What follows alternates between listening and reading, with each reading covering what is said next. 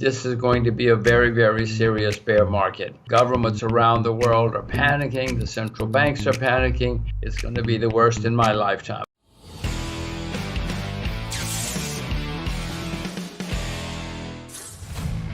Please join us for our next live stream, Sunday, April 5th at 9 p.m. Eastern. We'll go over current events, past guests, and of course, gold and silver news.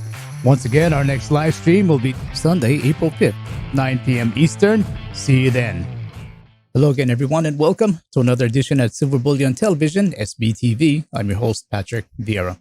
Housekeeping: if you are new to this channel or you have not already done so, please do subscribe. Click on the bell to be notified on new updates and give us a thumbs up if you like what we do. We really do appreciate your support.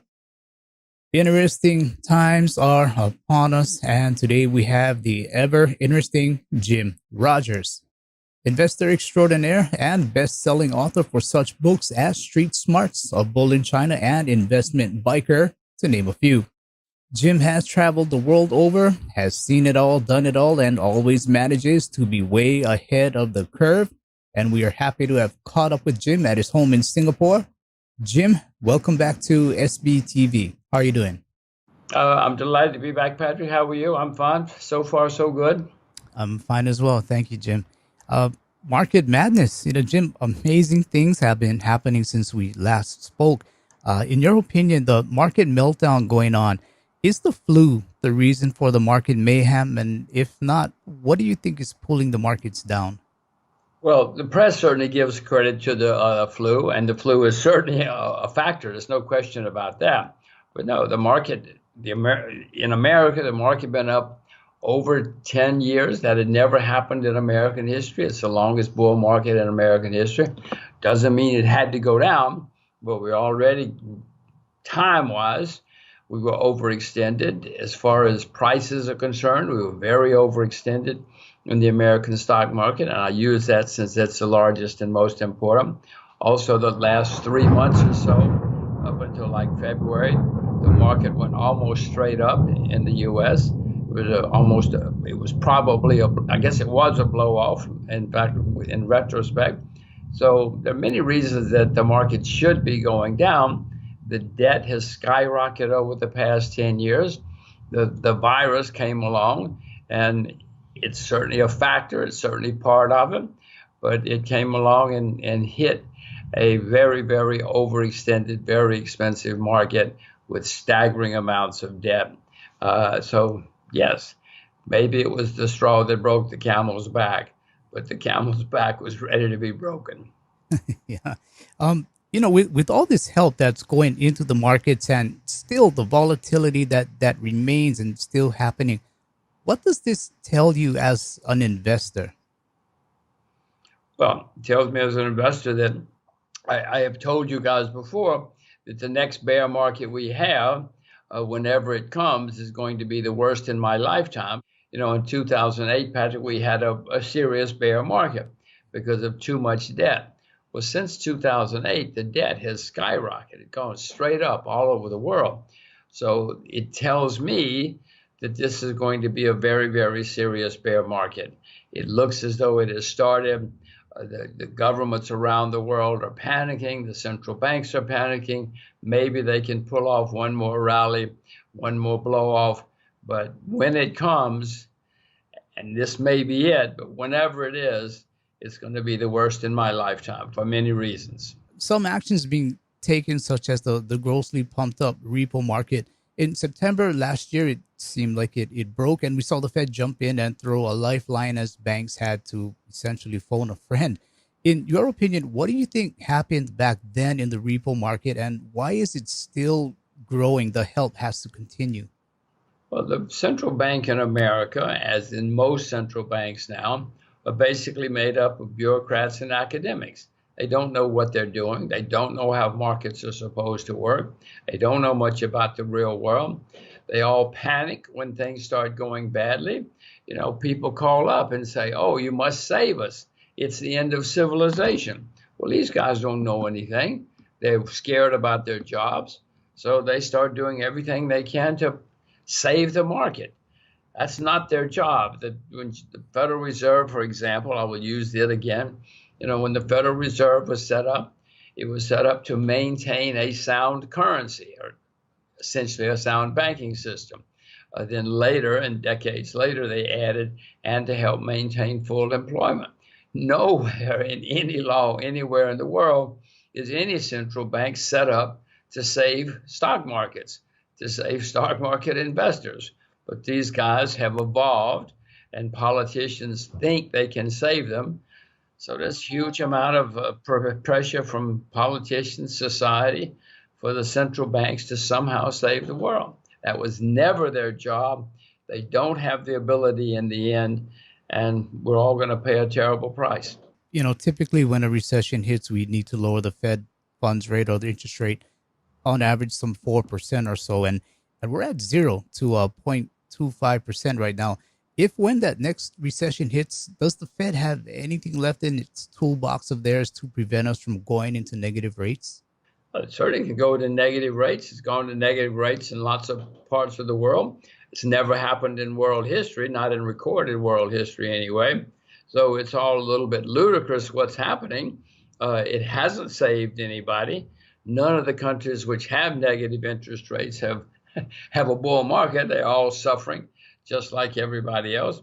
So the Americans say we're not going to have negative interest rates, but who knows? Who knows? They've never had zero interest rates. They've never printed staggering amounts of money before. So a lot of us do think what's going on is really Fed induced. I'm going to throw out 3 names at you and just give me your overall opinion. Bernanke, Yellen, and Powell. Resign. A couple of them already have. No, Powell doesn't have a clue. The other 2 had no clue. By the way, Yellen said that we don't have to worry because the central bank has figured out the problem or figured out the system, and we'll never have financial problems again. We'll never have a bear market again. She's got a PhD from an Ivy League university. If you believe her, you shouldn't listen to me. I don't believe her, and the market's already proving her deadly wrong. But that's the kind of people we're dealing with here. I don't know what they're doing. Okay, resign. Got it. What do you think of companies who got that cheap money and they did stock buybacks? Companies who didn't reinvest in production, innovation, cost effectiveness, things like that. What's your opinion on money going back into buybacks? Well, I'm not one to tell other people what to do with their money, but if that's what people wanted to do, fine, they did it. And I think they probably now all rue the day. They realize they made a serious mistake doing that. But who am I to tell people what to do with their money? That's just part of the reason we have the current situation. A staggering amount of money went into stock buybacks to try to hold up stocks. It helped artificially hold up stocks. But look at the airlines in America right now. They spend a lot of money buying back stock. Now they're begging for somebody, for government to invest in them. No, and that's an obvious specific case of where it was probably a bad mistake. Many companies should have spent their money buying back bonds, but very few people bought back bonds because it doesn't help the stock price. What helps the stock price is to buy stocks. Yeah. A lot of these companies, it's as if they're getting, they're being bailed out right now. How do you think the government decides who gets the money and who doesn't? A Boeing's going to get it, a Caterpillar, let's say, they might get it. But what about like a Starbucks or a Yum Brands? How does the government decide who gets it and who doesn't? Well, it's going to depend on the ones who have the most votes. And Caterpillar has a lot of votes because they have a lot of workers there. And likewise, Boeing have a lot of votes, so they have a lot of workers there. Starbucks may have a lot of votes, but their votes are not the organized kind of people, and they're not necessarily. They don't have a union. They don't have an organization where the president of the union or president of the workers can call up and say, "You must save us." Most of the Starbucks people are, they're not. Well, I don't know how to say it. They're not full-time, long-term employees. They're short-term, temporary, whatever they happen to be. So that's not an organized mass of voters. But if they can put together enough organized voters, they'll get whatever they want. lately in the news, we're seeing how Trump and Mnuchin they plan to give people a paycheck, a stay-at-home paycheck. What's your view on this? This is all going to make the situation much worse in the end, Patrick. It's all artificial. They're propping up something that should never have, that was artificial in the first place. It was based on too much money printing, too much borrowing money by the central bank and by many other people. So this is just going to make it worse. And once they send out the $1,000, if they do, what are they going to do next year? Or what if the bear market continues? They're going to keep up the same game? Well, there comes a time, Patrick, when the market says, listen, we don't care. We understand that this is all garbage. We don't want your garbage anymore. We're going to sell no matter what you say. And in the end, the market has more money than anybody else, including central banks. Okay, so let's say these handouts continue and we start to slide over into the modern monetary theory or MMT, where personal debts might be forgiven. Do we need to have a concern in that at some point all these free things will need to be paid, or do we ever intend to repay it? Well, whenever people are desperate, they look for someone with a simple solution. Modern monetary theory is very simple. And people say, yeah, why not? Especially when they're desperate. So we've had many crackpot economic theories and crackpot economic professors in the past 500 years. We're going to have more. This may be adopted. I mean, it's absurd, but that doesn't mean it won't be adopted. And if it's absurd and if it's adopted, then we're going to pay a price eventually. This has to, in the end, there's no such thing as a free lunch. I mean, I'm not the first person to figure that out.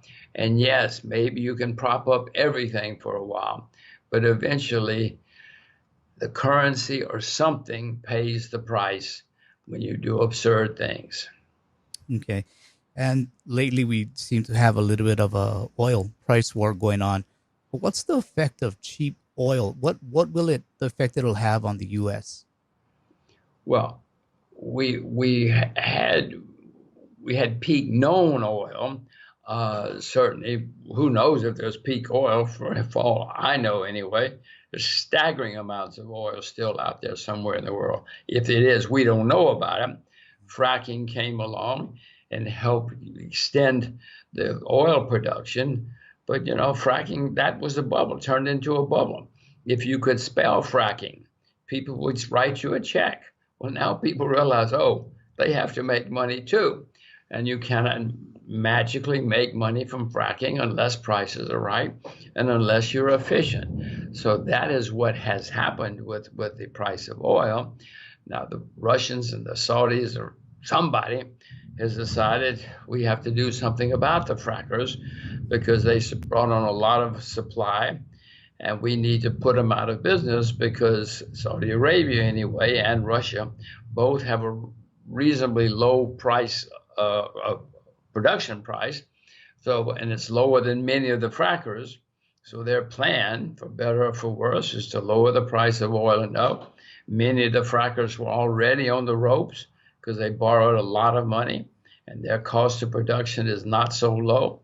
So it's easy, not easy, but their plan is to put them out of business. It may very well work. Fracking is still a viable technology. Fracking will still exist, but fracking will not exist at $30 oil. The price of oil has to be reasonable, and the frackers have to be efficient, or they're not going to be able to compete. Saudi Arabia knows it. Russia knows it. So they're trying to save themselves. Yeah. Jim, you brought up a pretty good point. Let's say this price war continues where we have cheap oil for a pretty extended amount of time. Fracking industry starts to disappear. Do you think the petrodollar or maybe even the US dollar as a reserve currency might also start to go down with it? Well, certainly, the U.S. dollar, the United States is the largest debtor nation in the history of the world. No nation in world history has ever been so indebted. So certainly the dollar is going to disappear eventually, certainly as the world's reserve currency. All currencies, all whatever it has been throughout history that's gotten itself into this kind of situation has moved on, and people look for something else. We will certainly look for something else. I happen to own a lot of U.S. dollars at the moment, not because it's a sound currency, but because in times of turmoil, people look for a safe haven. They think, for historic reasons, that his U.S. dollars are a safe haven. It's not, but it doesn't matter. They think it is. So the U.S. dollars, I guess, I hope, my plan is the U.S. dollar is going to go up as people panic, and it'll make a high. It'll certainly get overpriced. It may turn into a bubble, depending on what happens elsewhere. And if it does, that will be the last hurrah, because then people will realize, oh my gosh, what are we going to do? You see what Washington's already doing, sending out $1,000 to everybody, spending $1 trillion here, $1 trillion there. Eventually, I'm not going to be the only one who realizes this is not sound, and people will look for something to replace the U.S. dollar. The Russians and the Chinese and the Brazilians are already looking for something to replace the dollar. So the movement is underway. China and the U.S. If we had to look at China and the U.S. as being on a scale, regarding the trade war after round one anyway of talks, who's on the rise? Is China still on the rise? Is U.S. on the rise, or are they sort of balancing things out? Well, I don't know how the U.S. could be on the rise. It's the largest debtor nation in the history of the world. Maybe we can double and triple our debt again, and they're trying. They're trying to do that. Maybe we're not on the decline yet, but we're certainly not on the rise. If anybody's on the rise, as I look around, it is China. China is going to have problems. I mean, America became the most successful country in the 20th century, but along the way, we had many depressions, civil war, massacres in the streets, very little rule of law, and many problems. And yet we became extremely successful. So China's going to have many problems. You can see it right now. There are going to be bankruptcies in China. It's going to shock a lot of people. But I don't see anybody else at the moment who can replace America except China. But somebody will replace America. They have to. They always have. And America's in a bind. The work ethic, why does China seem to be more driven than the U.S. as far as work ethic? Well, the Chinese work much harder than the U.S. I mean, many U.S. citizens, they grew up fat and happy. They grew up during good times. Their grandparents didn't grow up fat and happy. Their grandparents worked very hard and had a very high rate of savings and investment. But most Americans now think that everybody owes them a free lunch. Many, many, many Americans who think, wait a minute, what are you talking about? You owe me. You owe me. Give me some money. I don't want to have to go to work, hard work, save my money. I want a free lunch. And the Chinese will get that. Don't worry. Everybody has always gotten there eventually, but it's usually the grandchildren or the great-grandchildren who get there eventually. Jim, let's say, through this trade war and whatnot, if manufacturing did come back to the U.S. from China, can U.S. goods compete with Chinese goods, or perhaps maybe only certain industries would be able to compete?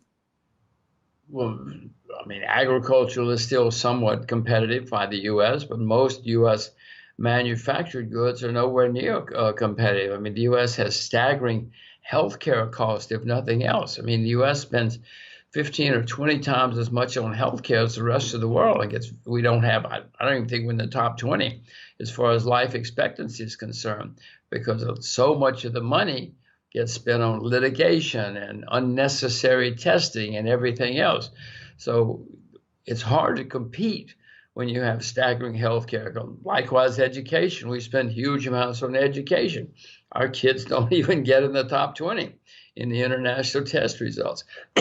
So we have a very, very high cost structure, the U.S., just to open the door every morning. Education and medication, and haven't even gotten to the politicians and everything else, and all the guaranteed free lunches. No, it's very hard for the U.S. to be competitive with other countries in 2022, 2030. What do you think is one of the greatest misconceptions the West has about China and vice versa, where China might have about the West? Many, certainly in the U.S., they just shout the Chinese are evil and bad and bloodthirsty people, very evil people trying to steal all of our jobs. No, the Chinese are hardworking people who discipline their children and are trying to make a better life for themselves and their children, just as Americans did, just as British did before them, just as everybody did. You know, they worked hard, saved their money, invested, and produced very high quality, low priced goods. That's the way the world has always worked. You know, America put Britain down from being the number one in the world for the very same ways, the very same reasons. Everybody was trying to improve the lives of their children. That's what China is doing. When I've been in China, you know, the Chinese are always very keen on America and Americans. These days, they're not so keen on the American government. Rightly so, if you ask me. I'm not keen on the American government right now. You know, the American government is making a lot of mistakes, but I don't know what misconceptions. I guess if there's a misconception, the Chinese think, well, the Americans are going to do what's right in the end. All governments and all countries try to take care of themselves first. Gold and silver. Jim, you own precious metals. What's your opinion on how gold and silver are reacting to the markets right now? Well, I own both. In fact, I want to buy a little silver shortly. If I weren't talking to you, I'd probably buy some more. uh, no, always, you know, when people lose confidence in governments and money, they buy gold and silver. Whether they should or not doesn't matter. That's what they always have. Well, I'm a peasant like everybody else. You know, I own gold, I own silver, and I will be buying more. Yeah, you know, you mentioned buying silver. Right now, there's an incredible rush to buy silver more so than gold. And I've calculated out from sales where for about every ounce of gold being bought, there's about roughly 400 or so ounces of silver that's being bought. So despite this silver rush, why do you think the silver price seems to keep going down? Well, that's a very good question. I should ask you. You should go to Silver Bullion and ask them. You know, they know more about silver than I do. I'm not quite certainly. Let me go back. On a historic basis, silver is much cheaper than gold right now. If you go back and look at any ratios over the past hundreds or even in biblical times, you know, gold is much, much more expensive now than silver is. Why silver is going down, I have no idea. Ask Silver Bullion. But for whatever reasons, I expect to buy some more silver and some more gold, but I'll probably buy more silver than gold at these circumstances. Okay, well done. The door will always be open, and we'll be waiting for you, Jim. Spot price, is it the correct and true reflection of what physical silver and physical gold should be? Who am I to argue with the spot price? No, I said, if I were buying one now, I would buy silver because on a historic basis, it's much, much, much cheaper than gold. You know, markets are always getting out of whack. I have learned in my decades of investing that people say markets are always right. It's been my experience more often that markets are always wrong, and that you can always find some anomalies in the markets and you should take advantage of them. And we keep hearing stories about lockdowns. Do lockdowns and the potential of the supply of gold and silver, as well as other goods, not being able to get to market, does that concern you? Of course it does. I mean, you know, if the world falls apart, uh, we're going to have lots of problems in the world. We always have, and there have always been periods when the world has fallen apart. You know, all these people who stockpiled gold and silver probably aren't nuts. I hope we're not nuts. All the people who stockpile toilet paper may not be nuts in the end. If the world collapses, it's going to be very hard. We're having lockdowns now. Airports are closing. Airlines are closing. It's very hard to travel these days. It's getting harder and harder to transport goods. Why not? We've had this kind of problem in the past. And if you think it's just, oh, those were the old days, don't think that bad can happen again, because it always has, and it always will. Okay. And with these prices falling the way they are, your opinion, do you think the bull market has ended for precious metals? No, no, no, no. I would expect that gold and silver in the next coming turmoil will get overpriced. They may even turn into a bubble as well. I hope they don't, because if it become a bubble, I have to sell. I don't want to sell. I'd like for my children to have my gold and silver, because everybody should always have some gold and silver. If it becomes a bubble, if they become a bubble, I'll have to sell, because bubbles always collapse. Trying to say, oh, don't worry, it'll be okay in the end. Yeah, it will. But it may be 15, 20, 30 years before it gets back to the price of the previous bubble. So, no, it's a very good chance that gold and silver will turn into a bubble before this is over. I hope not. I just hope they get very overpriced. Yeah. You mentioned your family, your children. Why did you choose to settle down in Singapore? Well, I was teaching my daughter Chinese Mandarin. I realized that, and it was working perfectly in New York, but I realized there would come a time when she wouldn't. It wasn't cool to speak Mandarin. In fact, she already came home from the park one day and said, "Oh, people laugh at me because I speak Chinese. They all speak Spanish. I want to learn Spanish." So I realized that if I were really serious, I was going to have to move to a Chinese speaking city. And in the end, it was Singapore. China's too polluted. China's filthy. Many reasons to live in Singapore, so we wound up in Singapore. Yeah, and we were one of the first countries to have a pretty good confirmation of coronavirus tolls starting to go up and up and up. How do you think the government responded to the virus, and what is your family doing to protect yourselves from the virus? Well, we do. I mean, I wash my hands. We do what everybody else is doing. Uh, we try to stay away from places where we might get exposed. We're trying to be careful, like everybody else. Singapore so far seems to have done a good job. We'll know in a year or two who did the best job and who did the bad job. Little bit about the future. Jim, we could not pull Wall Street away from the punch bowl back with what happened in the 2007 2008 crisis. And aside from Wall Street, Main Street, we're starting to see that helicopters are going to take off and give money to Main Street. Will Main Street be able to pull away from this helicopter money? Because we haven't been able to pull that punch bowl away from Wall Street. If you start passing out free lunches, very few people are going to turn them down. If they send me a check for $1,000, I'm going to cash it like everybody else. Uh, it's not good for the country. It's not good for the world. It's not good for the society. But people want a free lunch. And when guys come along and offer easy answers throughout history, people always say, "Give me the easy answer. Things are terrible. I want an easy answer." Most people are not knowledgeable enough to see that an easy answer could be bad in the long run. People want the easy answer. Modern monetary theory, I told you, sounds great when everybody's collapsing. It's a very simple, easy answer. People love things like that when things go wrong. Okay.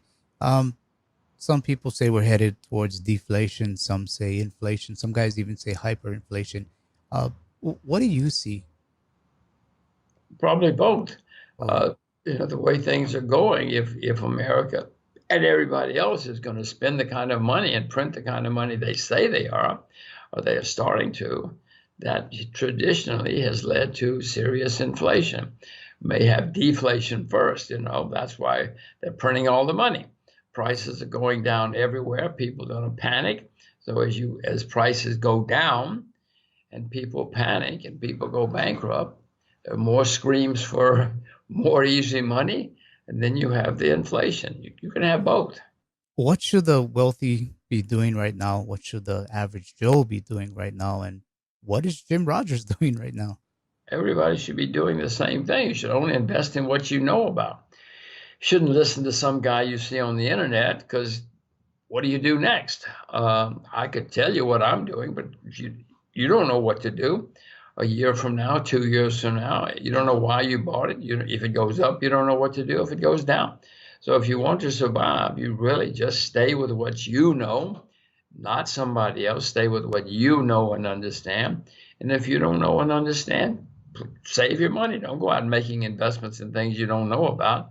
That has never been successful. If it has been successful, it doesn't last long. Now, everybody wants a hot tip. Everybody wants a hot tip. Hot tips will send you to the poorhouse. Okay. Last question, Jim. With all this money printing and flooding the markets with fiat currency right now, at least for the U.S., when it's all said and done and it's over, if we ever get out of it, will the U.S. still remain a capitalist country?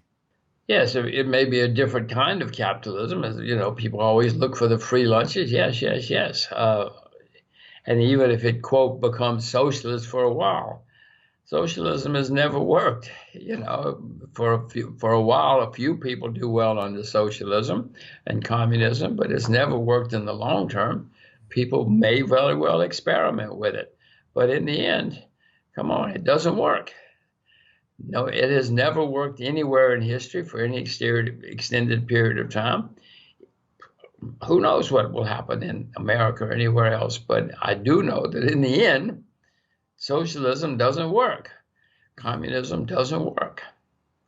Yeah, and I know last time we spoke, you were of the philosophy of let's get rid of the Fed. I assume that still stands. Yes, the Fed is just you. Yeah, I'm glad I said get rid of the Fed. Now they're proving it again. You know, they're the ones who printed huge amounts of money over the past 10 years. They ran up gigantic debts. Even their own balance sheet went up by 500%, 600%. I mean, these are impossible. Historically, these words are impossible, but they're true. We're living them. So yes, the Fed has added many, many, many problems to the world's economy and the world system. And yes, America's had two central banks. The first two disappeared. This one's going to disappear too eventually because they keep making things worse and worse and worse. Yeah, completely agree with that. Jim Rogers, we thank you for your time, and we do wish you all the best and stay safe and warm and dry. I know it's raining in Singapore. All right. Thank you. See you again. Let's do it again sometime. Thank you, Jim. Appreciate it. Thank you. Bye-bye. Bye-bye. To learn more about Jim Rogers, his work, and his views, please visit his website, www.jimrogers.com, and his active blog at jimroger.blogspot.com. If you like this video, please hit the like button and subscribe to the SBTV channel to be updated on new content, and do check out the SBTV podcast on iTunes and Spotify.